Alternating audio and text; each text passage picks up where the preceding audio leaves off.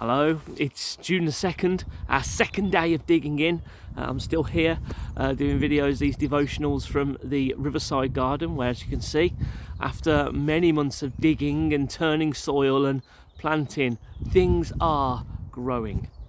We started our digging in yesterday with Ephesians 3 verses 14 to 15. Ephesians 3 has been quite important to us as a church on our journey for the last 5 years. And we're just going to continue this morning in the same vein. And today we're going to look at Ephesians 3 verse 16 and the first half of verse 17. Let me read it to you. I pray that out of his glorious riches he may strengthen you with power through his Spirit in your inner being, so that Christ may dwell in your hearts through faith.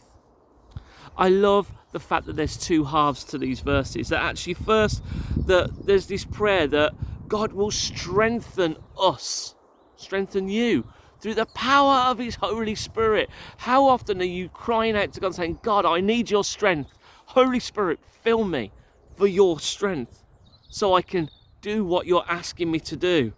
But there's this second half. Why should we be crying out to the Holy Spirit for his power and strength? So Christ may dwell in your hearts through faith. How strong is your faith? Faith is what makes us lean on God, step out in faith, do things, live differently from the world, do the things of God. Live in the way he calls us to. We do these things by faith. And sometimes when we're surrounded by a world and people that think and act differently, it's sometimes hard to cling to our faith. So yeah, we want to be filled with strength and power so we can see God do great things in us and through us. But more importantly, we need the strength and the power of the Holy Spirit so that we can have that faith of Christ grow and dwell in us.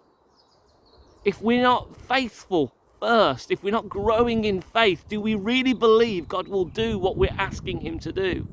Today, let's cry out for the Holy Spirit to fill us with his strength, not so we gain anything like, gifts or whatever, but so we can have our faith deepened, our faith strengthened, so we have that certainty in God deepened within us by the power of the Holy Spirit. And it's from that standpoint of faith will we see great things happen with God. Let's dig into him this morning. Let's cry out and say, Lord, together we need your strength. Why? So our faith deepens and strengthens, and he will meet us there.